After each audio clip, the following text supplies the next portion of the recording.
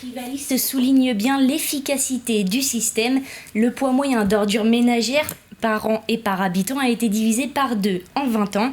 Les bénéfices sont donc réels, mais les collectivités sont confrontées à plusieurs difficultés en fonction notamment de leur démographie.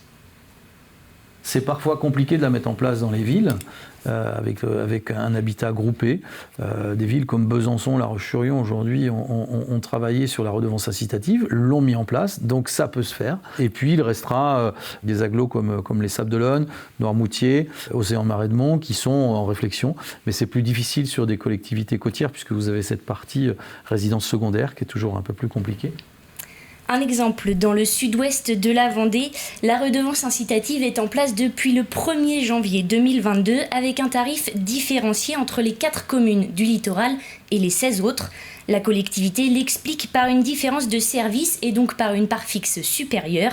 Problème, certains points d'apport volontaires sont placés près des campings. Le passage du camion poubelle est plus régulier sur la période juillet-août.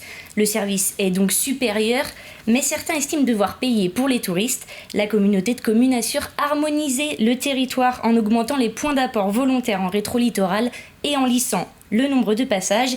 Lorsque le service sera le même, le prix sera lui aussi identique. L'écart s'est déjà réduit en 2023.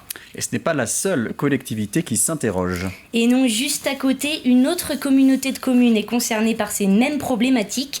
La redevance incitative sera effective au 1er janvier 2026. C'est le gros dossier du service déchets. L'approche des résidences secondaires, en effet, en termes de déchets, est un peu spécifique, avec des gens qui ne sont pas là toute l'année, qui ne sont pas toujours les mêmes. Enfin, vous voyez, donc on découvre ça, on découvre.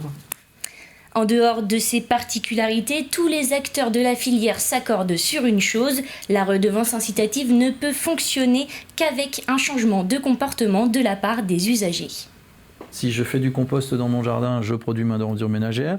Si je vais à la valorisserie ou à la déchetterie pour réutiliser des objets, je produis moins d'ordures ménagères. Comment est-ce qu'on fait pour changer les comportements, pour responsabiliser l'habitant?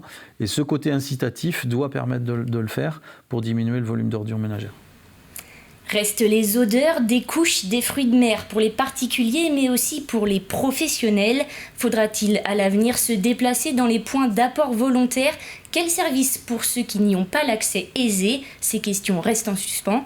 Et comme le soulève Pierre Careil, que l'on a entendu il y a quelque temps, organiser le traitement des déchets, c'est aussi repenser l'urbanisme de demain pour concilier toutes ces questions, garantir un accès, un prix et une hygiène raisonnable, tout en poussant vers une réduction toujours plus importante des déchets ultimes.